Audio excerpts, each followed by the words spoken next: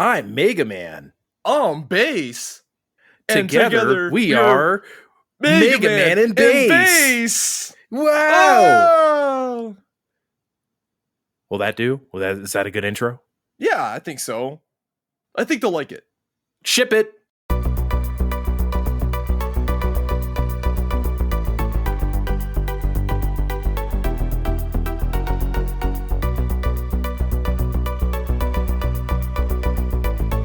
Hello, everybody out there in video game land. I don't know why I always want to say video game land. It's stupid, but I want to say it.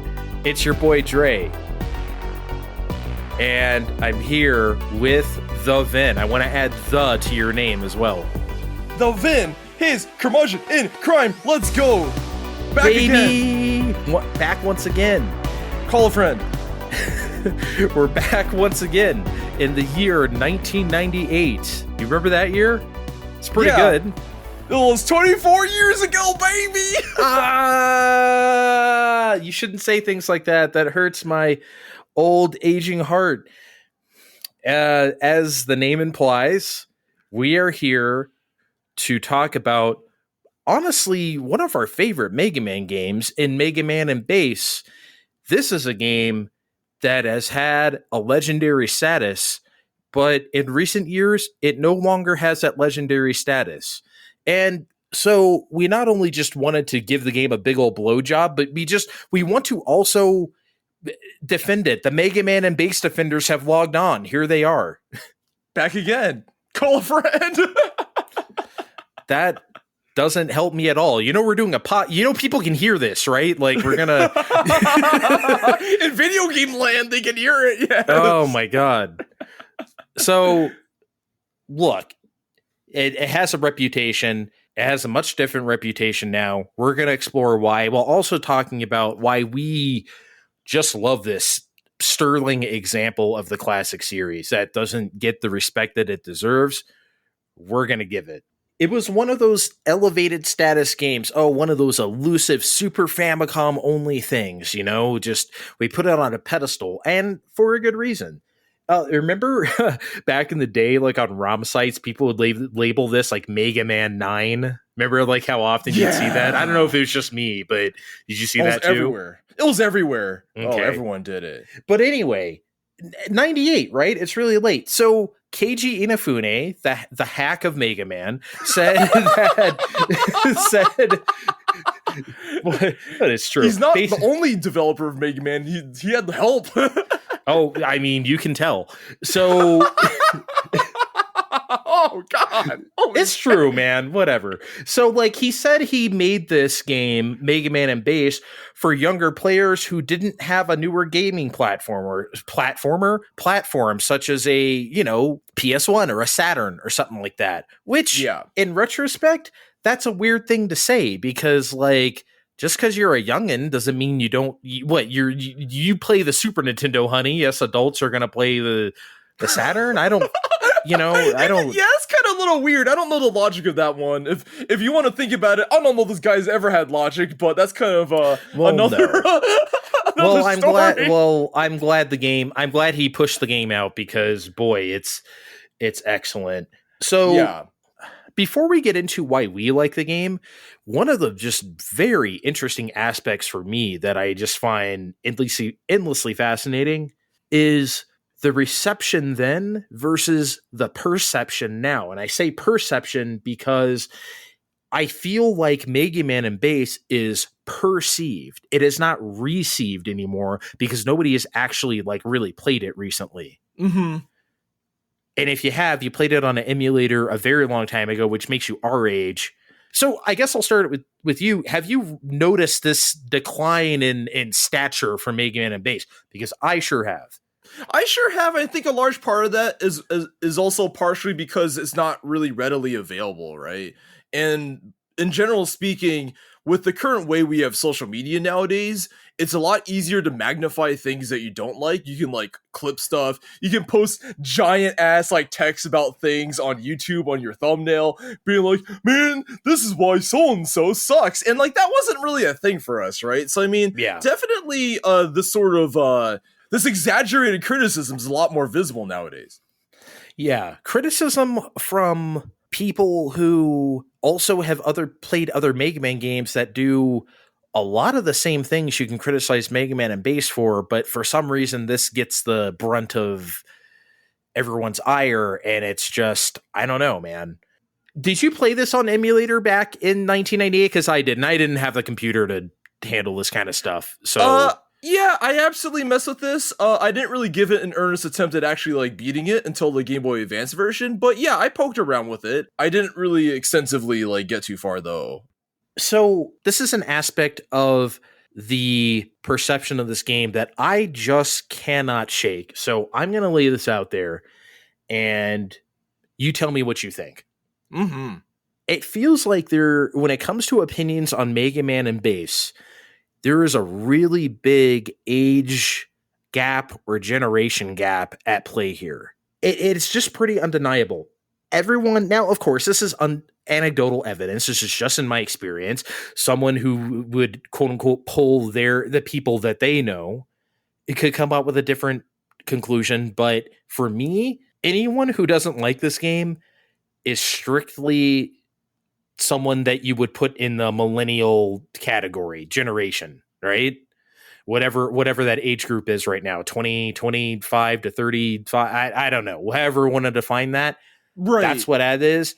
Anyone older than that, which is be like myself or older, tend to think about it the way I do. They don't necessarily love it the way maybe you or me do, but they don't think of it as bad. That's for sure. Oh, it's another Mega Man game at the very worst. Yes, right? Absolutely. Yep. It feels like everyone who hates this is younger than probably either of us, I guess. Probably closer to you, but yeah, absolutely. They're like the micro generation I like to talk about that I sort of belong to. I would say people born between, let's say, 1977 and let's say 1983. That sort of micro, not quite Gen X, doesn't really feel like a millennial either. I'm squarely in that camp. I feel like anyone I've talked to a few years within the range of my age likes Mega Man and Bass. What do you think about what I'm saying? Is this just sort of weird and anecdotal, off base, like whatever, that's just your experience, or do you find that to be true as well?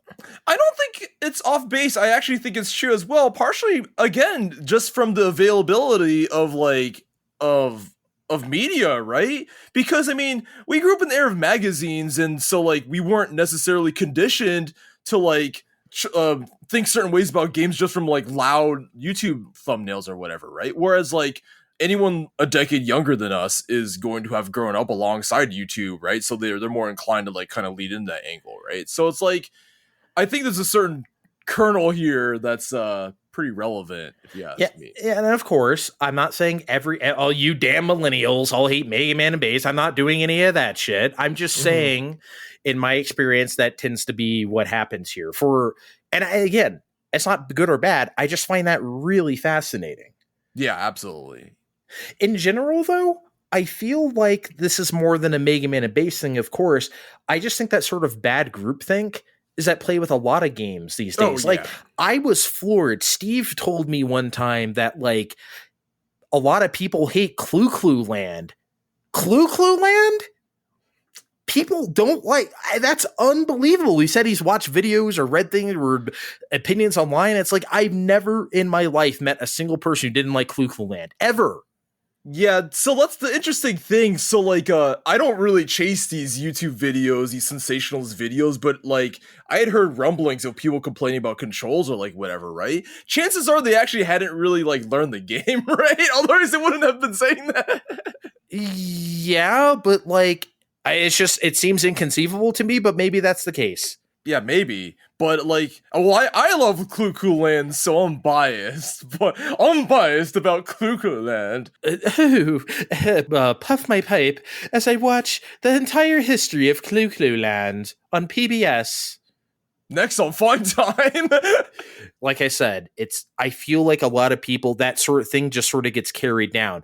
Everyone tells you X movie is bad or something like that. Or, Howard the Duck is considered one of the worst movies of all time. It is bad. Don't watch it. But like, but I know that because I've seen it. right? I think like that sort of knowledge tends to be learned into society, or not Yeah, society. That sounds a little too, but you know what I mean? Like a fandom, popular if you will. Yeah. popular like opinions, if you But want, it's if you like, will, has yeah. anyone actually seen X movie or played X game or listened to X album that everyone considers the worst? It's a lot easier to not, rather than just like listen to some schmucko, right? So that's like the unfortunate part of having like this sort of media. It's easy to want to use it as a substitute for experience. Yeah. And I feel like a lot of that is at play for Mega Man and Bass. Anyway, I just thought that was interesting. But Mm-hmm. let's get to the game a little bit. So, as we said before, Mega Man and Bass uses Mega Man 8's assets pretty much exactly. It's the same Mega Man sprite and animation. I don't remember if Bass is actually playable or actually has a sprite in Mega Man 8. It's been too long since I played it, but He does, I believe, a lot of these sprites are unique to this game, though. and also, as the name of the game implies, Mega Man and Bass, you can choose either Mega Man or Bass to play as. That's the gimmick of this game, if you will. And each one has their strengths and weaknesses. And there's just a lot of other quirks here. There is one quirk that carries over from Mega Man 8, which I actually found kind of interesting, is that there is no energy tanks. E-tanks, if you will. Yeah, it's different. Almost every other Mega Man game has energy tanks that you can use to refill your life, right? This one does not. That's weird, though. Well, I guess it's not weird. I mean, we just had it, but Mega Man 8 is weird. Mega Man and Bass is a lot more traditionalist, so... Of all the weird things to bring back, right? Oh, that one? Yeah, it's a weird one, huh? Yeah, here's the weird part. So energy or life recovery is not completely gone. Like, you have some ways to recover life. Specifically, if you're Mega Man and like use like Eddie or whatever, right? So I mean, it's not completely gone, but using like a special weapon to recover life is a little different than from using like a little power up, right? They also get rid of I guess Mega Man Bass strips away all the gimmickry as well. There's no rush piece, there's no rush coil or rush jet or any of that bullshit. Like, personally, I say bullshit, but like honestly, that's like an aspect of Mega Man that I've never really cared about much, especially like when we get around to like Mega Man 6 when you're doing like these suits and stuff. It's the suits, the power adapters. This is weird. I don't. Do you actually like the suits? They're fine. I don't hate them. It's just like I don't get it. It's weird. Yeah. Anyway, it feels like, oh man, we're on the 6-1. We better like really, really trick it up now. You know? Can you only do so much rush coil and rush jet before you get sick of it? I never cared, so I guess I can't ever get sick of it. You have to care first to get sick of it. This is true. But yeah, like, is it actually weird for there to not be a rush coil or rush jet? Because I don't think so. All bets were off in these like late 90s Mega Man games. We were getting weird with it. I honestly don't miss that stuff. Yeah, because also, like, I think Mega Man 8 also didn't let you ride Rush. Well, it let you ride Rush, but there's like a Rush cycle. You can turn to a motorcycle. I'm like, okay. So after that, it's like, whatever. Wait, right? Isn't there the shmup level? That's right. Yeah. Aren't you riding Rush, though, or are you inside of a Dr. Light capsule thing? I'm pretty sure he turns to a Rush jet, but it's not like, I mean, that's like specific parts of the game. It's not like something you can really do at will, right? So I mean, I don't know if I really want to count that, but I mean, if you want to. I mean, no, I'm just saying, I just remembered that you could do that. God, what a weird game. God, so anyway. Weird. But also semi-unique to Mega Man and Bass is that you can't pick all 8 of the stages at once. You can pick 3, and that branches off to another 3, and then like you can pick, they're sort of branching, and then there's like the straight path where you just pick Astro Man and then like go on your way. They all lead to King's Castle. King is the villain of this game. But yeah, you still have to do all the 8 bosses, but like really ultimately being able to choose only 3 at first is pretty different. I mean, some later Mega Man games only let you choose 4 at once, and then you have to 7 and 8, right? Both do 4 and 4.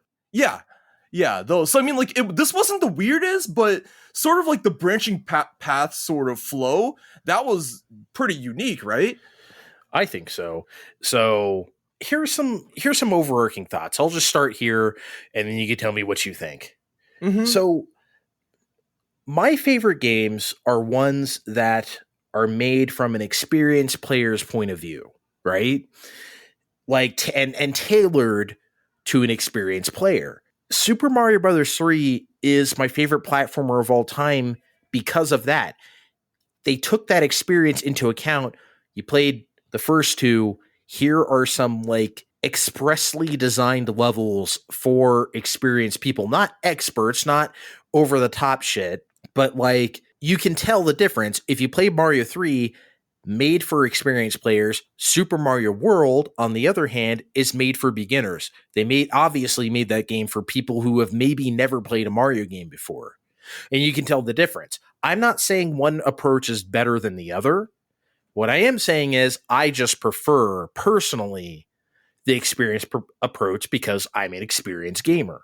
So, but experience doesn't mean like bludgeoning difficulty or unfair, right? Because I think that's what usually comes into play. Oh, you like things that are really hard. Not necessarily. I mean, I do, but Super Mario Brothers: The Lost Levels, that crosses a line. That's too much, right? It does. A game like Alien Soldier for Genesis, that crosses a line. Cuphead often crosses the line, in my opinion. That's not what I'm looking for. Mega Man and Bass, while to be fair, not beyond criticism, does have a few moments, little moments where it does go over the line. For the most part, though, it falls squarely into that sweet spot of experience that I like. So I think that's why I really appreciate this game over many other of the classic series. And I definitely agree with these points. This game is definitely for fans of the franchise, right? So, I mean, if you're like a brand new Mega Man player, like jumping right into this, you're probably not going to have the best time in the world, right? Particularly just because you're right. I would not recommend it. Oh God, imagine if this was someone's first Mega Man game. I mean, good luck to you, right? I didn't even think about that. Yeah, it has some literally prickly sections. But what I really also appreciate, just adding on to what you said, is when developers are able to take a foundation and build from it in a meaningful, sensible way, which is not easy to do, right? There's a very thin line between recycling what has been done before and like creating something new, right? So a lot of people will often say like, well, it's just another Mega Man game, but like ultimately to those that have really loved the series, like there's a lot of meaningful like expansions of existing sort of mechanics and flows, right? Well, the entire series is built off of reusing assets, right? So like, but you can use them smartly, like Mega Man 5 or Mega Man 6, or you can not use them smartly, like Mega Man 3 or Mega Man 9, right? Like sometimes it really depends on how you do that. You can reuse, and I feel like Mega Man and Bass reuses Mega Man 8's assets to make a very completely different feeling game. They couldn't have done Mega Man 8 on Super Nintendo as is, not that was their goal or anything to make a port or something, but to use those assets in this very new smart way, that's so impressive, actually. And to do it in a relatively short amount of time. They said development of this game took like 6 months. They must have been working. You know what I mean? Like, oof, yeah. Can you imagine? It's no small feat to take assets from like a later platform and sort of like quote unquote backport them. That is not an easy thing to do. And somehow they really managed to craft something unique and meaningful with their, prior Mega Man 8 assets. Yeah. So obviously a Mega Man game lives and dies by level design. Some are better than others. That's usually what it comes down to for me anyway. Yeah. And Mega Man and Bass has some really great ones. Not all of them are winners. Look, your design. I shouldn't phrase it that way because that makes it sound like that implies that some of them are losers. That's not the case either. It's just that like not all of them are super impressive, I guess is a better way to put it. But I think they're all good. I don't think I dread any level in this. Whereas like it seems to, I don't know, even in the best Mega Man games, I'm like, I don't always want to play Gravity Man, or I don't always want to play Heat Man, or whatever, right? Like, so, but in this one, I don't dread any of them. I don't dread any of them either. I can definitely agree with that. I think all 8 of the boss's levels are definitely meaningfully crafted. I'm not like wincing from any impending obstacles or like, oh no, there's gonna be like one hit like things in this section. Oh no, I never feel that way about this. But even if there is, it's like you're still up for the challenge. You're not like, oh shit, I don't want to do this part. But it's, I think that's a great way of putting it. You look forward to it, right? So it sort of organically makes you want to like stick with it. Yeah, I there is some like a few branching paths, I guess, in these levels where they mostly just lead to CDs, though, right? You don't ever have to really like spelunk around, because that's kind of my least favorite thing to do in Mega Man. You don't have to do any of it. Yeah, like it's completely optional. Like there's no actual like parts that you get from like exploring these stages. It's all just CDs, right? So you're never obliged to do this stuff. Whereas in certain like later games, like Mega Man 7, Mega Man 7 basically is the most presumptuous thing in some ways, right? I hate that game. Yeah. So like if you don't do very specific like weapon uses or get very specific parts in that game, you're going to be at a very severe disadvantage, right? It's funny how I turned on Mega Man 7. Like when I played it on Anniversary Collection on Cube back in the day, I was like, this isn't that bad. It's not one of my favorites, but it's aight, right? And when I played it on Legacy Collection 2 on PS4 a few years ago, I hated that game. It's interesting how that works, right, though, right? Oh, I hated it. I was like, this is worse. I don't know how I thought this was okay-ish before, because it's not okay. Maybe just the way it looks. I don't know. No, I'm not a fan of the art style. I don't like it, but that's neither here nor there. I could get over that if it were a better game, and it's not. Anyway, where Mega Man and Bass thrives for me when it comes to level design is I don't necessarily want to say set pieces, but the way it's seemingly random parts sometimes just become cohesive and then they stand out, right? Like the most famous set piece, if you will, of the game is the beginning of Tengu Man stage, right? It's auto-scrolling. You're jumping on balloons from platform to platform. It's very precarious. It culminates in this very spiky ceiling balloon menagerie, which is the menagerie I think is fun, but people, that's one of the points of contention with people, but we'll get to that later. But I think that's funny, and I didn't know until you mentioned to me. I didn't think about it. It's the only auto-scrolling section in the whole game. The whole game. It's like, isn't that kind of weird? Yeah, I didn't really think about that before, but as the guy who made like literally 25 of my 100 Mario Maker 2 courses are auto-scrolling. So like I'm no stranger to that. I like that sort of thing, but yeah, it is the only one. That is weird.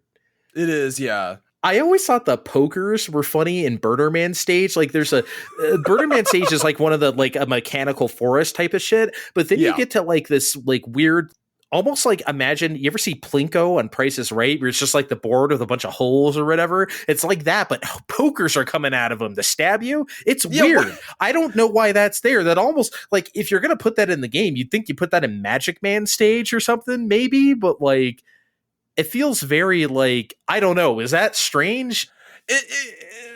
Yeah, it's a little weird. I mean, like, I don't necessarily disagree with their being here, but at the same time, it's just like, it doesn't really jive that much with the rest of the stage. One thing, and I'll let you talk about it, is one of the best things about Mega Man 8 is that all 8 weapons you get from the bosses are great and useful in so many different ways. And Mega Man and Bass keeps that tradition.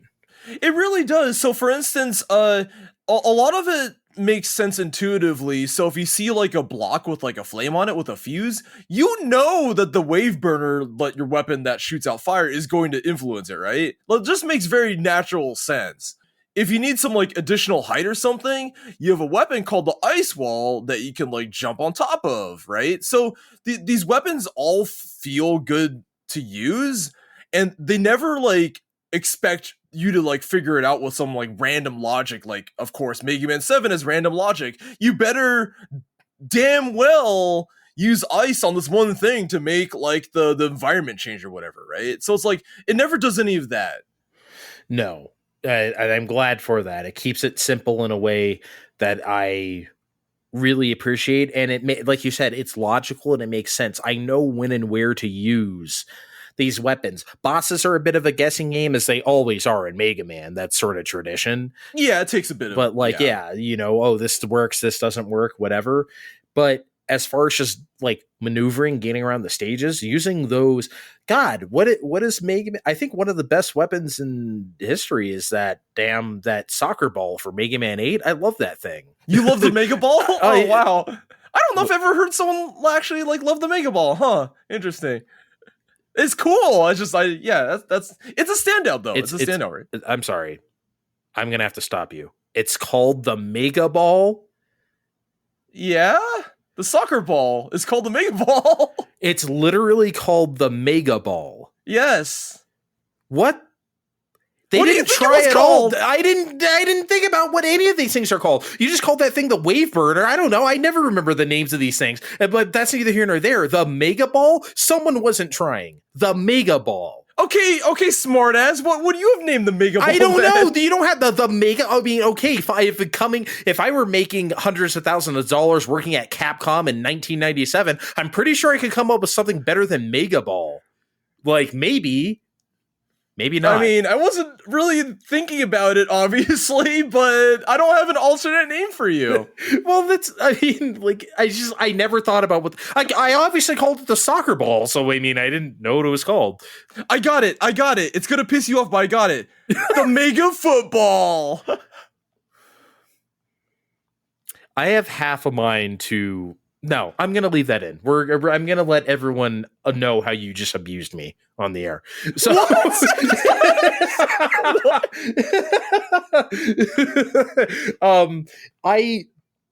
like that some stages are longer than others. I like that, like Burner Man and Ground Man, I think in particular, are like really long, but then like Pirate Man is short, right? Like that's like, yeah. And if you've played Tengu Man a couple times, you can breeze through that like in like real fast. It's just a rhythm. That's all it is. It's just, once you get used to it, it's not that bad. But it feels like one of the appealing things about early Mega Man games were that the stages were like perfect little pop song length. Like they all seemed like they took relatively the same time to beat. That sort of changed as we got into like 5 and 6 or whatever, but it feels like especially the first 4, they had a certain length to it, and you kind of knew when you were getting there. You don't know that. You don't really know that Mega Man and Bass. I just think that's interesting. Okay, we never really talked about this before, even just amongst us privately. But okay, the opening stage is called the Museum, and it is a museum. Like it is literally a museum. Like you see, like Rush on not a case, but like it. What would you call it? It is literally a museum of Mega Man stuff, isn't it? Yeah, there's like sort of like backdrops full of replicas, I guess you could say. Yeah. I'm not really sure. Yeah. But it's like, why is that a thing? Like there's no story piece to like begin this game. There's like a few lines of Proto Man and King, I guess, but that's not really neither here nor there. That's just Shonen Jump bullshit. So like why are we doing this museum thing? I don't know. I mean, if you want to think about it, it's kind of a fan service thing in some ways. I actually hadn't had this thought till recently, but there are certain set pieces that do callbacks to prior Mega Man games, right? So I mean, there's Rain that's sort of reminiscent of Mega Man 4's like Toadman stage, right? And then there's also like the sort of fire lava area. One could sort of like think about like elements of Mega Man's Fireman stage, right? I mean, so maybe it's meant to sort of be a sort of callback to I guess so. I didn't really think about it that way, but that could be it. I do like one more note about the weapons that you mentioned to me is that it is the return of getting away with using like the Mega Buster on bosses, whereas like before, like in 7, I feel like you're fucked if you don't. Like you're screwed. Like there are a lot of times in Mega Man Base where I just use the Buster. Like it actually inflicts a lot of damage. So I mean, it like placement is key. Like just because you have the weapon doesn't mean you're just gonna break the game in half, right? So I mean, right. Whereas like that's the case in like any X game, it like wrecks any boss where you have like the I have a stupid take before we move on. So the robot museum in this game redeems the random ass robot museum from Mega Man 7. That's why they did it. Redeems. They wanted another crack at it's like, you know what, guys? A few years ago when we did that Mega Man 7 museum, you know, that was just kind of fan servicey and bad. Now we're going to make a real museum. It's the 90s, bitch. We're going to have chill museum music. That's probably literally what happened. I actually didn't mean that as a segue, but speaking of music, holy shit. What a masterpiece. Honestly, this is like Mega Man 5 is my favorite classic series game, but it's also like my favorite music as well. That's probably not a coincidence. So yeah. This has got to be number 2. Mega Man and Bass's soundtrack, it is full of bangers, man. I would say before, like maybe I would say like 6 is also better than Mega Man Bass. I wouldn't say that anymore. I would say Mega Man 5, then I would say this. Yeah, I would agree with that. Yeah, sure, absolutely. They really put the sound chip to work, huh? That SPC 700 chip really works its ass off here. Like what? Oh, and the sampling quality is incredible. Because look, it's got to be. You just had Mega Man 8. You're making 32-bit games now. You're making them on CD. You've got to bring it on SNES if you're going to take a step backwards on hardware, and holy shit, they did. Yeah, you don't want to make it sound like a downgrade, but this game doesn't sound like a downgrade at all. The sample work is gorgeous. By the way, one of the best aspects of Mega Man 7 is that it had very much the same, I don't know if it was built off the same sound font as it, but like that's one of the better aspects of 7 is that the music it sounds good. The sample quality is incredible. Even that like item get jingle, you know, where they're demoing the weapon, that slap bass sound is like straight out of I don't know what, but they nailed it. Whoever did the sample work on this shit did some gorgeous work. Absolutely. Sure. Yeah, I fully agree.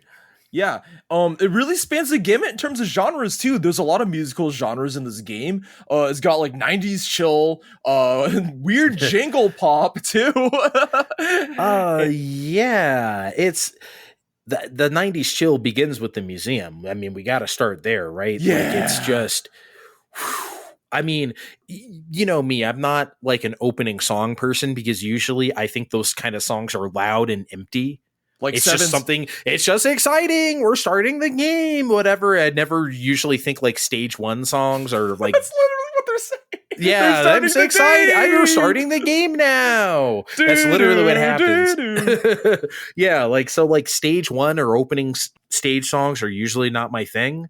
In older games, this is an exception because the museum is just it has that super 90s chill groove. It's jazzy, it's bassy, it's just perfect, man. It's exactly what you think. It's what that era did the best, and it's what this game really thrives on. So it's just interesting to start a game on that note.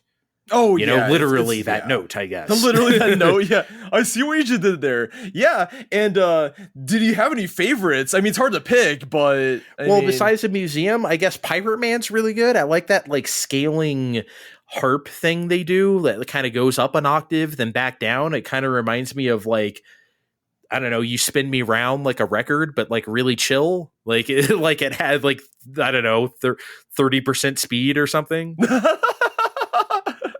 Ground Man has that nice funk element that I like, and it has that like soaring kind of synthesizer sound to match. It has that early 80s robo funk, I guess, to it. And that's then a good way of putting it. Dynamo Man also has that like funk element too. You have that very persistent sort of thwack of that I don't know if it's a snare or something. It's a very good drum sound, and then you have it's almost like a synth pop thing. I would say it almost seems a bit out of step with the times. You know, in 1998, that wasn't really happening. It almost sounds like a quote unquote old school Mega Man song. But I think Mega Man is at its best when we're doing funk, right? Whether it's like Mega Man 3's like first Wily stage, or like you know, Stone Man, or from Mega Man 5 or something. When Mega Man it gets in the adds the funk quotient, we're at our best. Anyway, I guess those are probably my favorites. I could talk about honestly everyone, but I'll leave it at that. Absolutely. It's hard, as I was saying, it's hard to pick favorites, right?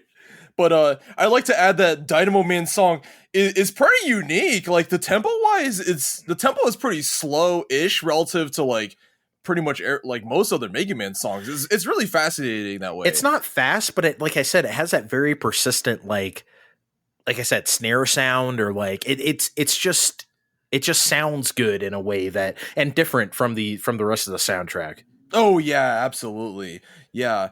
I guess I should get into some of my favorite picks, as hard as it is to pick. Cold Man, one of the very first bosses you can pick, his song really gets going right from the get-go. It has a little intro segment, and then it just it's real that's pretty punchy, and then it has a poignant melody, right?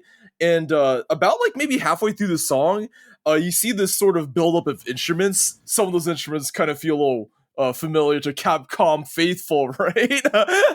And yeah, and then just the whole loop just feels really good. I mean, I think a favorite for both of us is definitely Tengu Man, as mentioned earlier. Yeah. Oh yeah, it's so chill. You're floating on them. You feel them clouds, baby. The windmills in the background. Those cyber. Why are they cyber windmills? By the way, they just can't be regular. I get it. It's the future, whatever. But aren't they cyber balloons too? Technically, I don't feel like the balloons are very cyber. I definitely think they're cyber windmills, though. Cyber windmills. I almost said cyber peacock for some reason, which has nothing to do with cyber anything. Peacock. I don't know why I was going to say that. Hey guys, I'm going to warp your space. That wouldn't be chill. No, it would not. Is that what cyber peacock sounds like? Hey guys. Yes. Hey guys, I'm here. Beep beep. Hey guys. No man, Tengu Man, you're up in the clouds and it sounds like it. It is an incredible song. Yeah, you really relax while jumping on these things and trying to not get spiked and stuff. But yeah, and my other pick would be actually the very first Fortress theme song. When you after you take out those 8 bosses, you get into this fortress, and that theme hits really hard out the gate, man. It's just like it slaps, man. I don't know if you necessarily get into like Fortress themes that much. I don't typically think they're at the top of your list, but I'd say probably this one's a standout, right? Well, I do like some of them. I said, Mega Man 3 Wily 1 is an excellent one. Mega Man 5's first one is one of my favorite songs ever. Oh, like, yeah. That is incredible. This one, though, this first King Fortress one, this is really good, though. Honestly, this isn't a song I really thought about much before this recent playthrough, like in preparation for this. Honestly, it does kind of slap. Like it's a really good one. Maybe I was just kind of sick of hearing it because those stages can go on a little much, right? Yeah, we'll get into that one. Yeah, but like it's great stuff. Real quick about the Game Boy Advance version. I mean, I feel like honestly, look, we know what SNES to Game Boy Advance sound conversions sound like, right? So we're not going to pick on it too much. And honestly, there isn't a whole lot new to say because we know how that shit goes. For my money, they hold up. Like, I don't know if I neglected to mention earlier how I first played the game is on Game Boy Advance when it came here. So those are the first versions of the song I heard. I liked them. You know, and obviously, I know there's an SES version out there that sounds better. And then when I finally heard that, I was like, oh, shit. You know what I mean? Right? But even though the instrumentation takes a bit of a hit, like a fidelity hit, like the composition still hold up, I feel like. I mean, like, Tengu Man's song is still chill. Like, it doesn't feel like necessarily like downgraded. Like, that's still a good song. I mean, the composition shines right through. It's just that, yeah, some of these instruments sound kind of like 8-bit-y for like of a better term. So like there is like that, right? But yeah, but that's every conversion of SNES music to Game Boy Advance. So I can't ding Mega Man and bass for that when everyone does that. Though some people might. You want to talk? You're more into like Mega Man boss design than me. This is not an aspect of Mega Man that I have ever really cared about. They're just, I'm not saying I don't have my favorites or whatever, but like this isn't something that matters to me very much. But I do like the late 90s era art and like art style of Mega Man. Yeah. The best, I guess. So these do appeal to me here in Mega Man 8 and I guess Mega Man and Bass, since they're the same art style more than others. Yeah, I would definitely say the boss designs are some of my favorite aspects of this series. Just because they really play up the sort of like wacky, sort of whimsical like nature of these games, right? Like they really take a motif, you run wild with it, right? And running with a motif is what these boss designs do. Some of these designs are not necessarily like the most standout in the series, but they're solidly built, right? So there's just like the right amount of weird. You got like Pirate Man. It's like there's like a boss with like a what is it, like an anchor for in hand or something like that. I think it's what he is. He's got a big hat. It's like the silhouettes are kind of funky in some ways. My favorite Mega Man bosses are the ones that look like weird little perverts, like Dynamo Man. Like he's just a weird, you know what I mean? Like, yeah, he has that like little head, you know, a little round head and that big domed almost like a astronaut kind of domed helmet thing. Thing. What's the guy from Mega Man 11 who's like, I don't know, he has like fire or something, not Fireman obviously, but like, and it's obviously not Burner Man because I would have just said that, but that's in Mega Man and Base. Whoever he is, he's like a weirdo. He has that crazy voice too. Like I like guys like that. They're my favorite. I guess guys like that are fun. I guess like Ringman fits in that territory. Yeah, as well. Ringman. Yeah. So like those are Heatman too as well. He's like a little weirdo. He has that little tiny head and that dome. I don't know. There's something about that design that I always find really funny. Tiny head in a little box. yeah. That's something about it that's hilarious. The tiny weirdo segment was definitely not something I was expecting, but I'm here for it. Yeah, it's just those are always my favorites. But King himself, the quote unquote villain of this, by the way, spoiler alert, it's Wily the whole time. You spoiled the game. No. I spoiled everything. I don't know. I don't really care about Mega Man villains. It's usually always Wily or Cossack or, you know, Proto Man sometimes, or I don't particularly give a shit. It's not actually Proto Man though. But actually oh yeah, the intro's like Proto Man ! Question mark. Oh no, he dropped the scarf. Who gives a shit? Anyway, but the fact that I didn't even remember shows you how much I care. But like King, he's just a guy, right? Like I don't really. Is he like a? You know, he more or less just exists to me. I mean, I guess the design is cool. He's hulking. He's got this gold bold armor. I guess, but I mean, he doesn't really have too much of a personality. He's really just one of those robot superiority guys. Like, I want to do things for the robots or whatever. Right? It's like we've seen this like so many times before, right? So it's not really that memorable. A couple more things before we move on to the defensive side of the ball. So just real quick, this game makes use of a currency like Mega Man 8. I forget what they are in Mega Man 8, but in this game, they're screws. Gonna make some crazy screws. You're not gonna like my answer to that Mega Man 8 part. Do you want to know the answer to that? Tell me. I think they're called Mega Bolts. They are not called Mega Bolts. There's no way they were that lazy. There's no way. It's possible. Oh my god. Look, man, if you got the Mega Ball, you might as well have Mega Balls. Holy shit! I hate Mega Man now. I've just decided. This podcast is over. Some crazy screws. Crazy screws. Anyway, there's a shop. You can buy stuff from Auto just like you can in Mega Man 8. I think in 7 as well. Yes. And look, I think the best thing about this is that you don't have to grind, because at the end of the game, you go to some weird crystal palace where if you go into like the 8 teleporters, like you're about to fight the bosses at the end of a Mega Man game. Thankfully, this game doesn't do that. But you do fight the bosses, but they're organic anyway. Yeah. But like, so you can go in there and it's like, here's a red block, and then you use the wave burner on it, and then you get 100 screws, but this giant screw comes out that's worth like 100. It's really big. weird. Anyway, I think this is really cool because it basically means you barely have to grind for cash in this game. It's just... Yeah, I think this is also an organic sort of way of reminding you about how to use the weapons, right? Because, I mean, for certain things... like the magic card, there's like a little thing that you hit up top and a thing that you have to hit to the right, which means it's reinforcing the fact that it's a multi-directional weapon, right? So I guess cool. So, yeah. And then if you use the lightning thing, there's like 4 boxes and you have to clear them all at once. Or yeah, how are you going to hit targets like out of the way? I guess so, but to me, it's just kind of like, yeah, I guess that's cool. They make you really use a utility of the weapon to get the stuff. Yeah, making you learn the weapon. I think that's cool. Yeah, but anyway, that means that you barely have to grind, which is great. Some random shit before we take a break here. I love when you're playing as Mega Man, because Ready will appear on the screen, much like it does in Mega Man 8, but it has this like really crazy laser effect. It's as the READY appear. It like comes like in, really... And of course, since it is Mega Man Base has his own ready effect. It's like kind of cybery and weird. It just kind of like flashes in like diagonally. It's like edgelord stuff, right? I mean, I guess it's sort of cool, but I think it's cool that it's a different font, but I don't like it. It sounds like a robot fart. I'm not Whoa! The mega fart. Wow. Yeah, just mega everything. I'm gonna go take a mega piss. I'm gonna.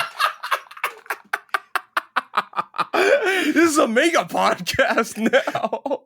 The power-ups don't fill up the meter anymore, like because you get more life in Mega Man. You pick up, it's like it has that filler up sound effect. It doesn't do that anymore in Mega Man and Base. It just sort of boop and it just happens. Yeah, it's different because when it does the filler up stuff, it actually freezes the game right before. Now there's like nothing. It just happens, so it's just like there's no pause. The game state just keeps going.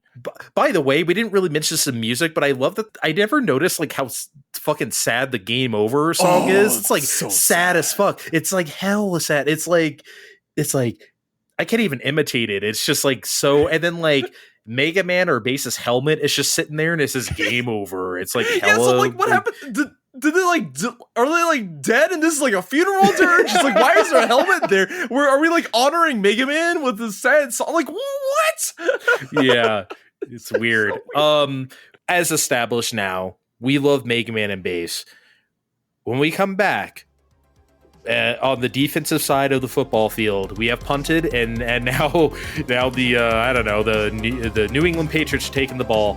We're gonna play defense. We're gonna debunk, or just generally yell at all the stupid things people say about this game coming up next.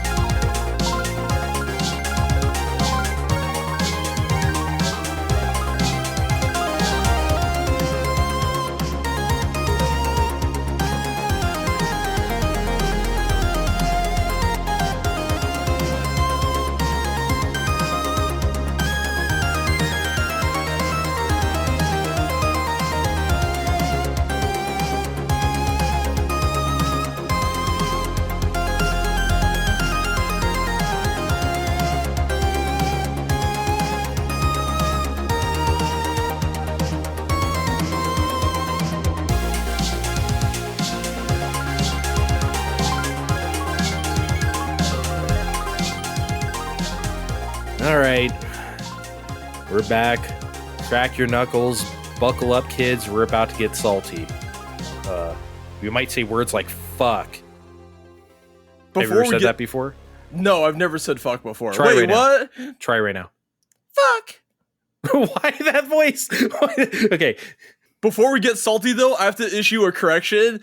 Mega Man 8's bolts are not called Mega Bolts. They're just bolts. I lied to you. You're just making shit up. You're just adding mega to stuff to piss me off. It is called a Mega Ball, but that was not one of those things. That was not. No, I never doubted. I can't even bring myself to say it. Never mind. Ugh, so stupid. Why would you name... Whatever. Let's move on. So, all right. We gathered up a list of the most common complaints I hear levied towards Mega Man and Base. And by no means do we mean this game is perfect, because it's not. It has flaws just like any other Mega Man, or quite frankly, any other video game does. We're just saying it's not nearly as bad as you may have heard. You're going to tell me video games aren't perfect entities? Holy shit. Oh my God. Especially when you port them to Game Boy Advance. Holy shit. Oh my God. Games aren't perfect? They're not the same? Oh shit. Oh my God. It's mind-blowing. People hate us already. Oh, they love us. Oh, they mega love us. Now I hate you. I mega hate you. So,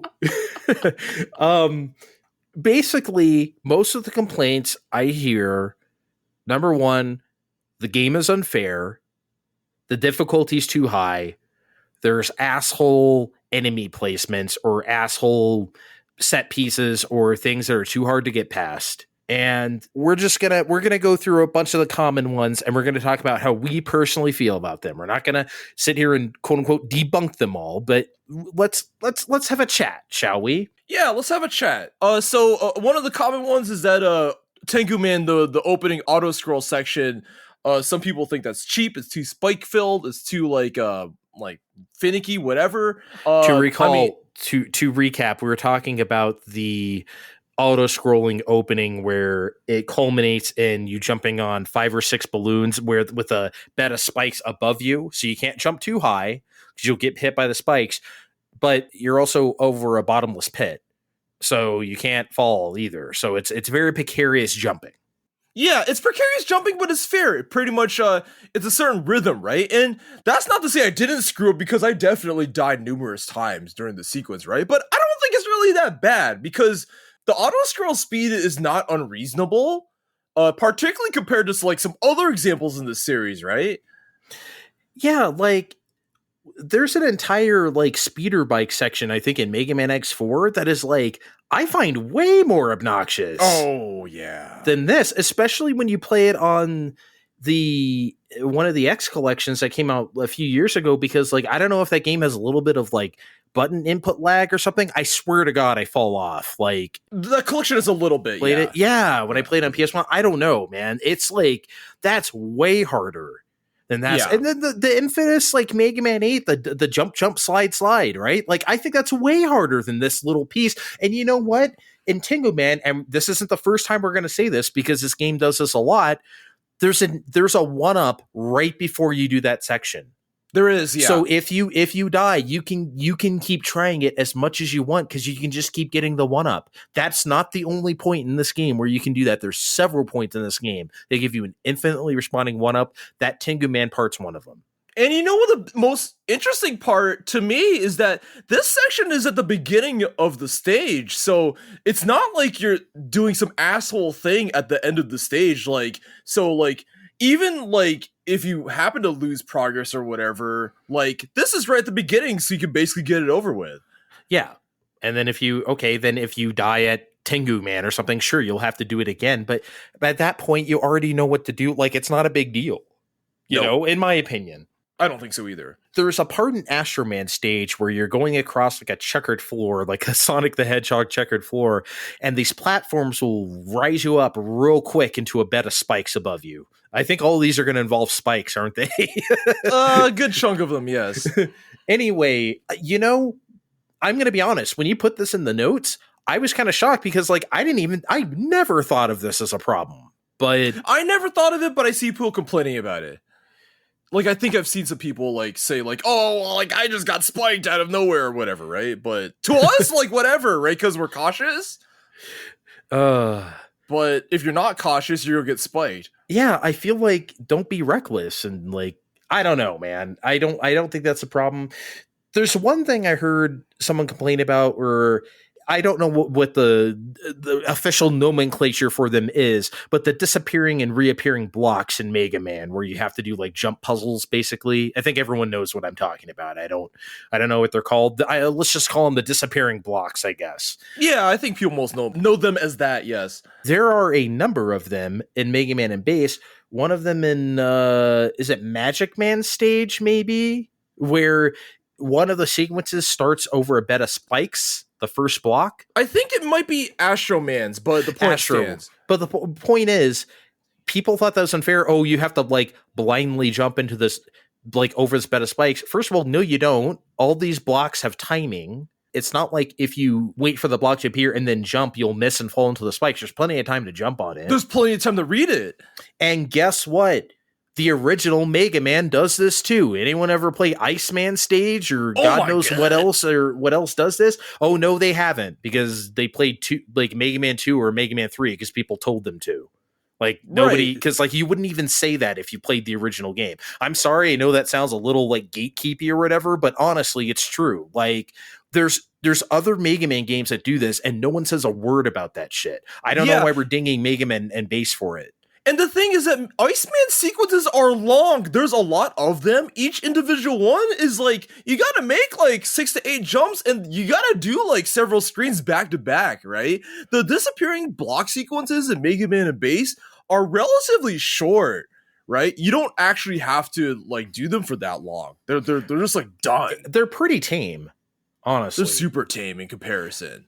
The only thing I would say, I don't know if it's the same sound effect I think it's better in Mega Man 8, the Master Box, where they have that womp, as that like very womp. Mm-hmm. Well, the sound in Mega Man Base isn't quite the same. It's not like the old one where it's like sounds like a tugboat where it's like or whatever that sound from the classic ones. I have never tried to think about what that sounds like. A tugboat? That's what I always interpreted it as. That's what my little kid mind always doing.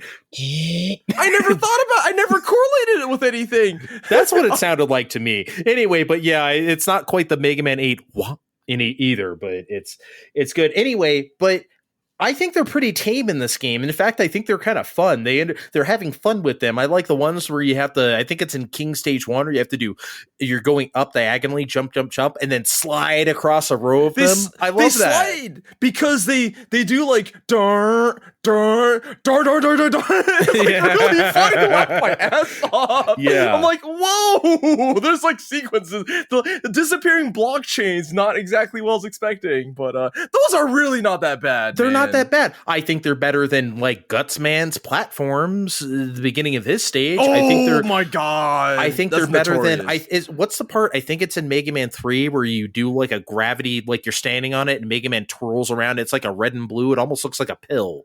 Almost looks like a Dr. Mario pill. You stand on the platform and then you're rotating on it. You literally go upside down.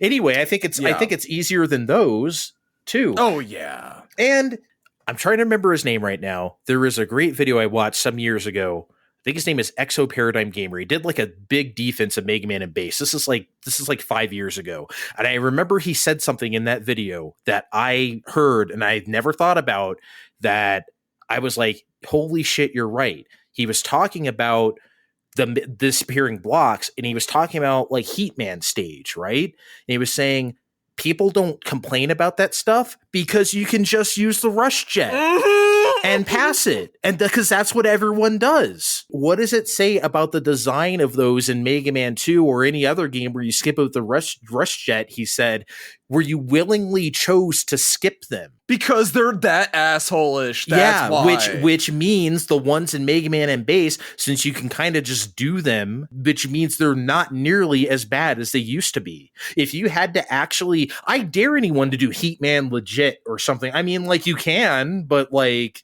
I gotta be really honest. I feel like maybe I've ever only have done it legit like once or twice in my entire life. I don't know about you, but I did it once. I think when Anniversary, like on Cube, I think one time I was Mega Man 2, and I was like, I'm gonna try to do it once just to see what it's like or whatever. And I did it, but like, why would you do that? But the thing is that it's so long. If you screw up any of those jumps, which is like practically like a dozen-ish jumps, right? I don't know the exact number or whatever. But you're like, and yeah, you're over lava, man. Like, yeah, you can't screw up that sequence for like a dozen jumps. Yeah, this is like half of that. It's literally half of that. Yeah, so it's just like, I don't understand the disappearing blocks, the kvetching about that. This, I just think is kind of bullshit, honestly. And like, and this is getting into something we're going to talk about later. I think when people say, oh, the game is built around base, you could just skip a lot of those things as base. It's so much easier because you can double jump. You can just easy peasy platform over them or past them. So it's just like, you know, I think a lot of people just decide to play as base. Oh, it's easier. I don't have to do these blocks. Well, but it's really not that bad though. Yeah. Anyway, probably the second most complaint I hear about this game, it is one that I agree with, and it is the worst aspect of the game, and that is King Stage 2, the second fortress stage, if you will, is too long. I absolutely agree with that. It is too long. It feels like two stages put together because you have to fight. There's basically 4 bosses in it because the fortress in Mega Man Base is only 3 stages long. They could have cut King Stage 2 in half, and it would have been perfectly fine. And they probably should have done that. Because most of their games have 4 fortress stages, so I don't know what happened here, but like unless you're Mega Man 11 and get like really weird with it. Well, that's an outlier, but yeah. But no, you're right. That's what happens, and I agree. But here's the thing: I don't think any of the bosses in the stage are like as assholish as people make them out to be, especially if you're playing as Mega Man, because you can mitigate a lot of them pretty easy. Like, especially, okay, so there's 4 bosses, right? There's the tank, there's the flying thing, you have to jump on the platforms, sort of play like, rub your stomach, pat your head, whatever. Yeah, that's the best way of putting it. Yeah. There's King, and then there's Getter Robo King or whatever. yeah, that's the way of putting it too. I went to like Megazord, but yeah, Getter Robo. Oh yeah, Megazord, either one. But I don't think any of those bosses are a problem within themselves. When you have to do all 4 of them with 3 lives, well, actually not 3 lives, huh? Because before the second one, guess what's there? An infinitely respawning 1-up. They knew what they were doing, man. They knew exactly what they were doing. But again, that's kind of the flaw. That's probably the biggest flaw of the game, right? They clearly didn't have time to balance everything exactly the way they wanted to. Yeah. But they knew it, and they were like, hey, this part's a little bit asshole-ish. Here, you can try as many times as you want. What's wrong with that? I don't think anything's wrong with that. And like this flying boss does have a lot of stuff to juggle. Cause I mean, you hit the platform, he can punch out your platform, so that's kind of a mess, right? So there's all sorts of shenanigans going on. But like honestly, with that 1-up there, it's not that bad, right? But what is bad is that if you do like game over on the successive bosses, you're gonna have to like redo all these bosses, right? Like all 4 of these in like one stage. So that's like a bit of a big ask. They should have split it in half, but maybe they really want to sell the Megazord. I don't know, but yeah, I mean, maybe, but like, it's funny, right? Because that second boss, the one that everyone complains about, you have to jump on the platforms in midair while auto scroll. Oh, no, wait, that is auto scrolling. That is the other auto scrolling bit in the game. You're right. Yeah. So, while you're doing that, yeah, if you die, that sucks. You have to start it over, but there's an infinitely respawning life. But besides that, I feel like his attacks are very, very random. Like during this current playthrough, he didn't do that fist attack to me at all. What? He just kept he didn't do it a single time. He just kept doing that laser, the big laser where you have to shoot out the middle before he does the laser. That's all he did to me. He just did that over and over. He didn't do a single fist attack to me.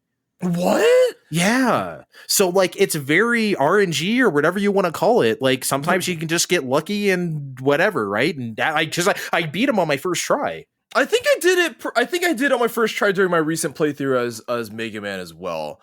Ironically, I think his base took multiple shots, but it's actually harder as base because you can't do that shit. Anyway, so to recap, basically to cap off rather the difficulty discussion, yes, Mega Man and base does have some asshole-ish aspects to it.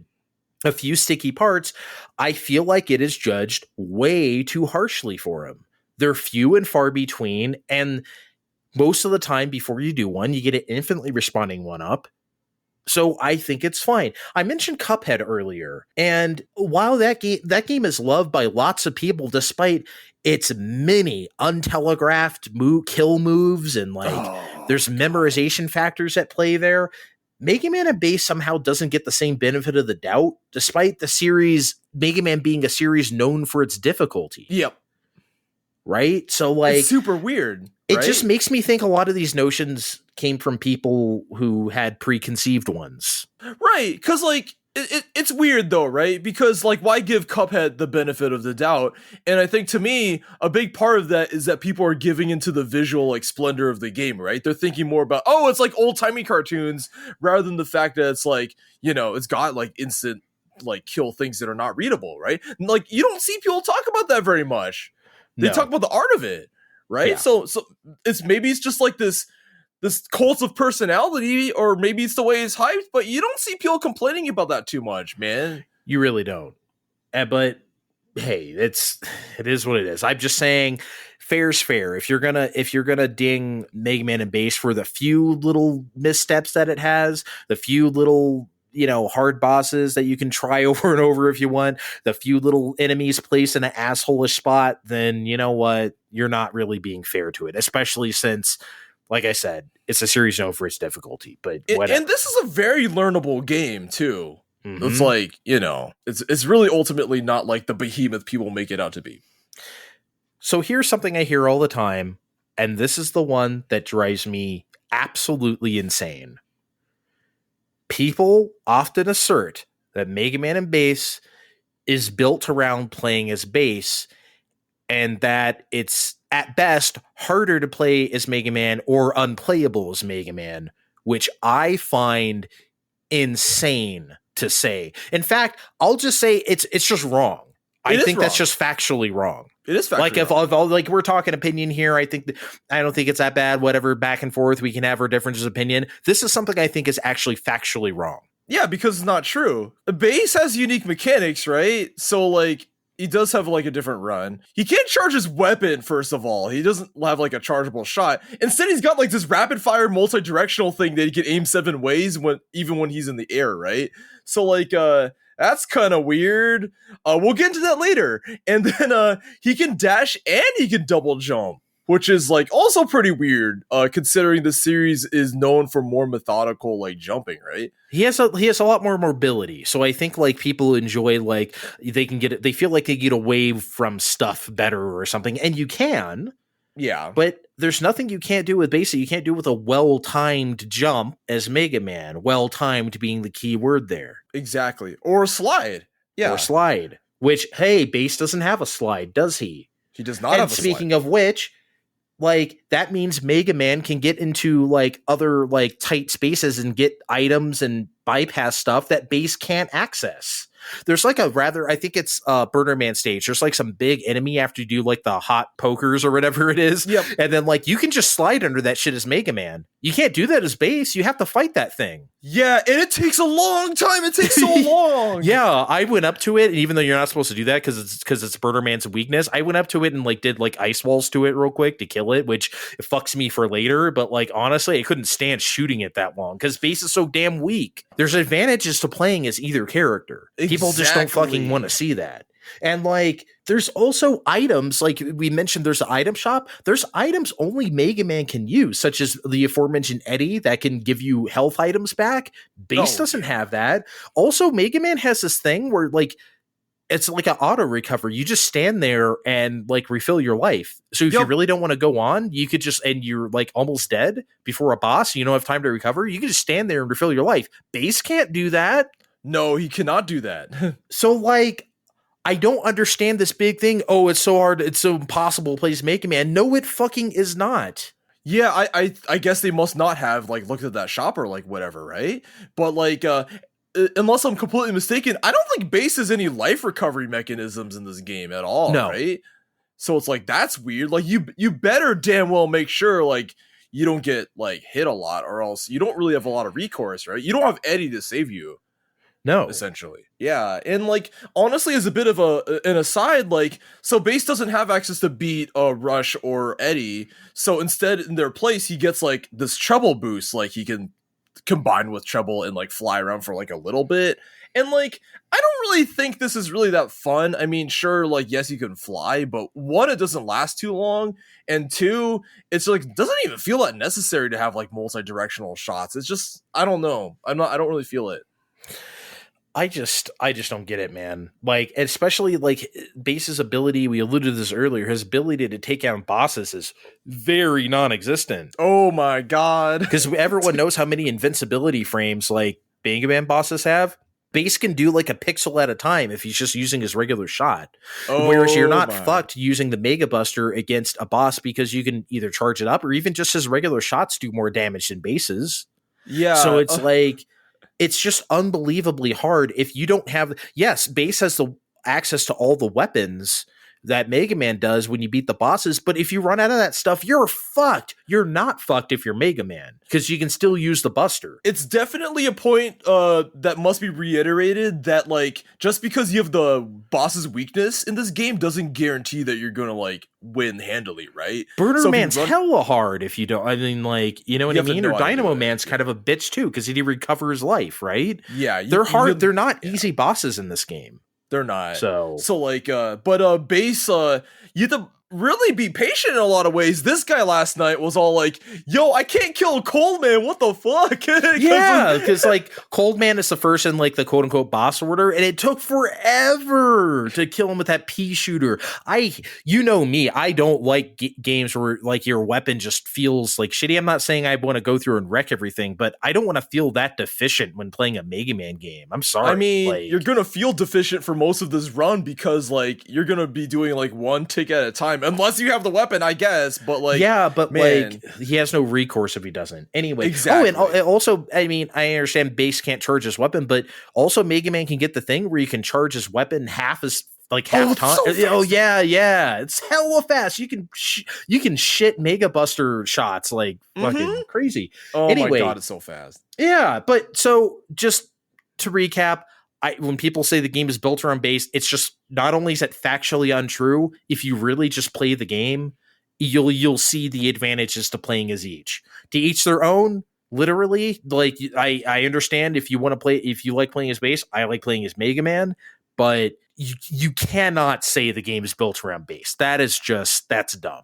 That's flat out dumb. I think the Mega Man run is a lot more evenly paced too, just in general. It's just like the base run is just very up and down in terms of like, well, I can double jump, but now I can't like, actually inflict damage as much on this boss. Yeah. So, Another thing we hear a lot is that you get killed by unseen obstacles, or the game doesn't telegraph what's coming ahead, so you die or something. This game is cheap. This game is cheap. Whether it's by spikes, whether it's just running into an enemy that you didn't know was there, or whatever. This game is too spiky. You got any more before we? One more. Give me one more. The Game Boy Advance version has screen crunch. It sure does. But you know what else does? Every single SNES to Game Boy Advance port in the history of man has screen crunch. It's a smaller screen. Are you serious? What? Wow. What? Shit. This is of particular frustration to me because, like I said, and you said too, we both beat this game originally on Game Boy Advance. That's how we both originally did this. Mm-hmm. Yes, there's screen crunch. Yes, occasionally, very occasionally, you can't see what's below you when you could on SNES, or you can't see what's above you when you could on SNES. It's usually the vertical space, right? Not so much the horizontal. It's the vertical space, yeah. But it's super rare though, honestly. It's super rare. It doesn't happen that often. So like the Tengu Man stage, we were going over the part with the balloons, the spikes above you, the pit below you. Obviously, you can't see what's below you, so you shouldn't jump down there because obviously you'll die.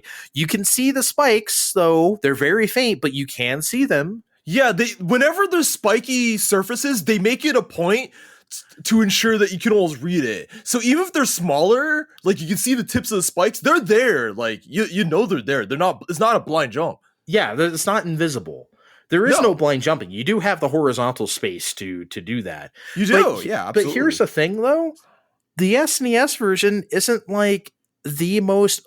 We're using PlayStation-sized sprites in animation on SNES, which means that they're bigger than usual, which also means they take up more screen space on SNES than they would in Mega Man 8 on PS1, which obviously translates to the game was already quote-unquote screen crunched on SNES. The visibility people think they're losing isn't nearly as much as they think it is. It's Mega Man and Base is just a very deliberate game. You can't rush into stuff. You can't just slide and dash and whatever through the whole level. I mean, this isn't Mega Man Zero, right? Like you can't. Oh my god, play that way. Pacing differences. Yeah. So, like, as long as you're careful, not that you need to tiptoe around every corner, but if you can't see what's below you, don't go down there.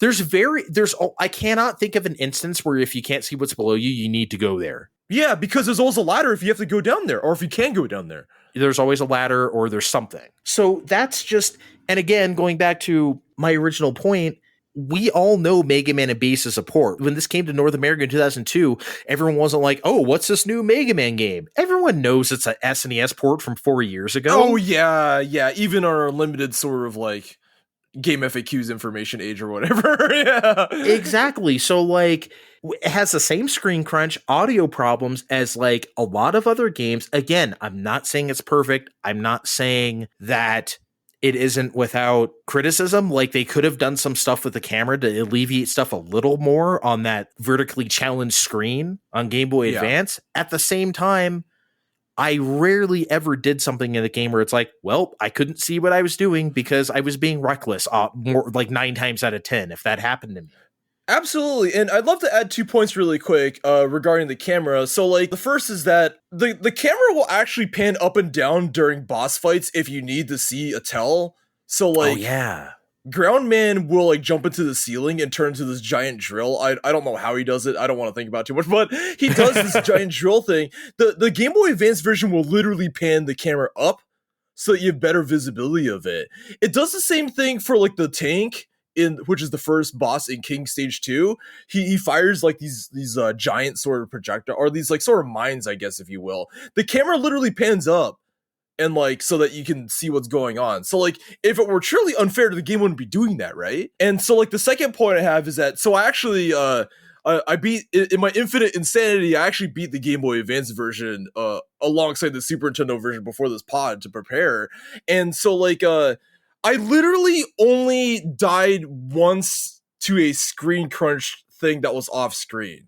There was like a single spike in one of the King stages that I like jumped into, and then like once I like saw that, I'm like, okay, I'm good. Literally just that one thing got me. And then there's like one other enemy. There's like one enemy in like Magic Man stage that I like bumped into that was tactically off, but it's like the only actual death was that one time, right? That was off screen. Yeah, but people are acting like, oh, I can't. Like it's like Sonic for Genesis on Game Boy Advance screen crunch or something, and it's fucking not. Like, oh god, that's you know what I mean? Like, just people make it out to be the worst, and it's not. I'm sorry, like. I just don't understand why we can't cut this game a little bit of slack for being a port. This is a society that accepts Killer Instinct for SNES and like Ninja Turtles 2, quote unquote, the arcade game for NES, right? We accept those things. We can accept Mega Man and Bass on Game Boy Advance too, for fuck's sake. Are they birthday parties that accept them? Yes. If I got Mega Man and Bass for my birthday in 2002, wow, that was a long time ago. Then absolutely. Anyway. Oh, happy birthday to 20 years ago. One thing. Oh my god. I can't believe that is weird, huh? Mega Man and Bass came out here when I was 20 and now I'm 40. Oh baby. One thing I also hear is that people treat Mega Man and Bass like it's just a rehash of Mega Man 8. Then oh my god, Mega Man reusing assets? Oh shit, call the police. Yeah, that's crazy. Like, why are you like harping on this game specifically for reusing assets? Yeah, are you joking? That's the whole point. That's what Mega Man does. Are you fucking kidding me? Now, to be fair, this game does reuse 2 bosses from Mega Man 8, Astro Man and Tengu Man. Yes. Those are both from Mega Man 8, and they're in Mega Man and Bass. But who cares, right? Different stage, different music, different boss, different attack pattern, I think, as well, right?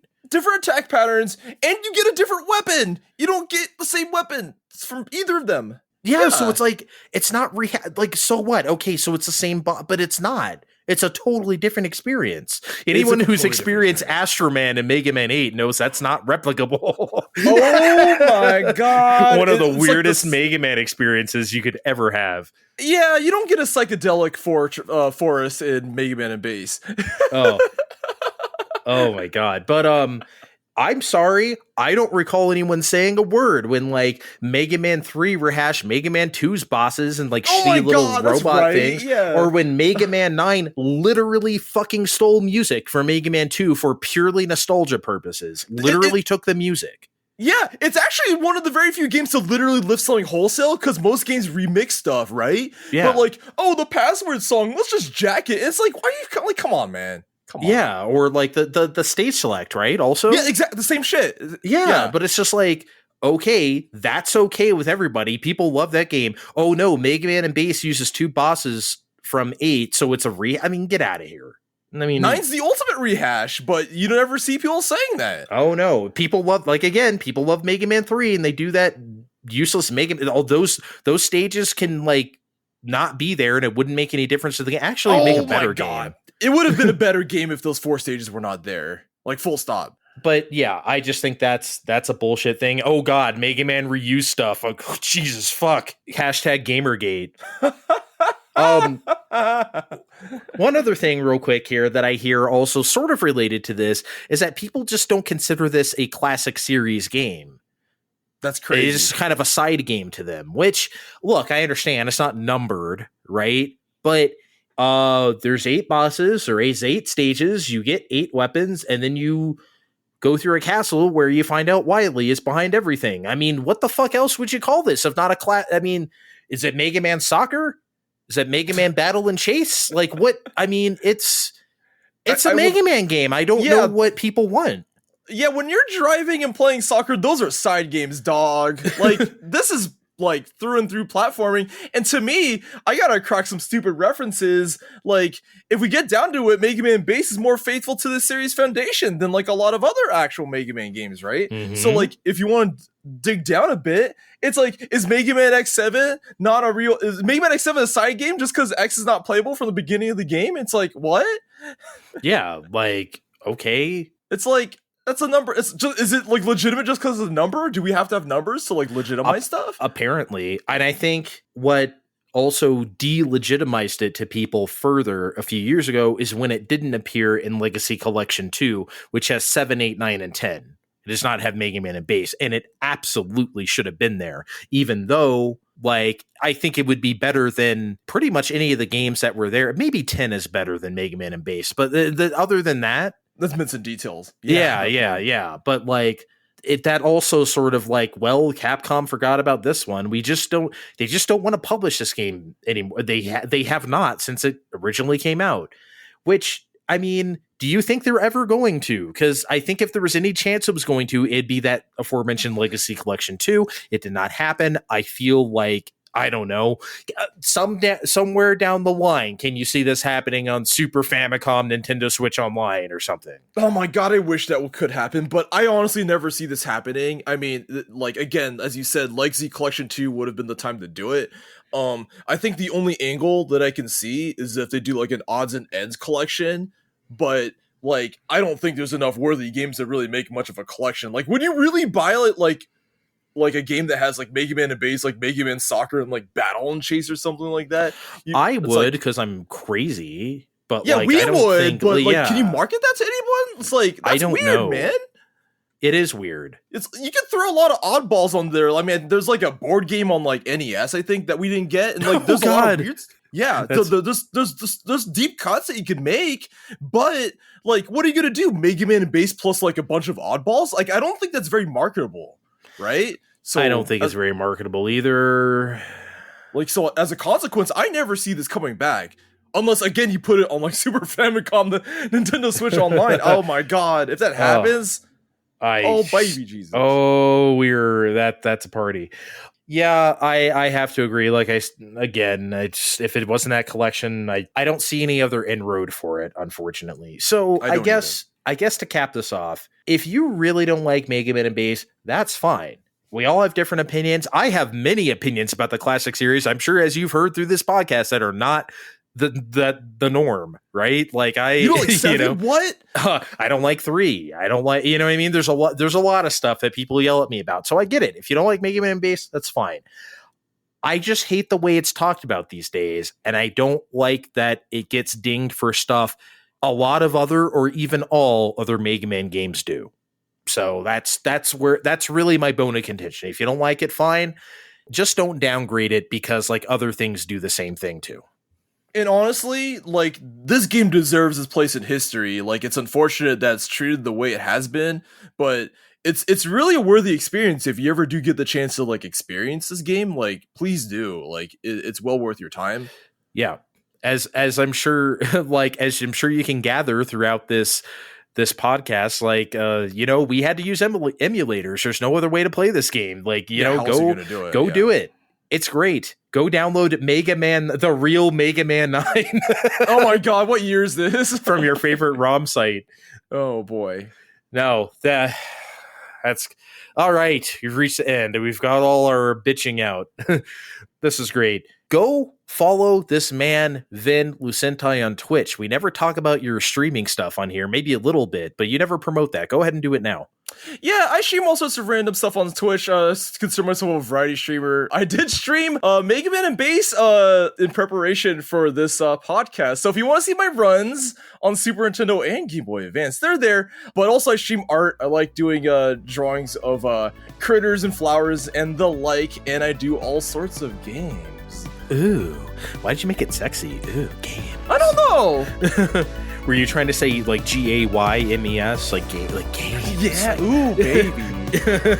Some mega games. MAYGA games. so silly. All right, guys, you know where to find us. Fine Time Podcast on Twitter. That's going to be in the description of this podcast. I'll put a link to Vin's socials on Twitter and on Twitch as well in the description of this podcast. Until next time, guys, bye.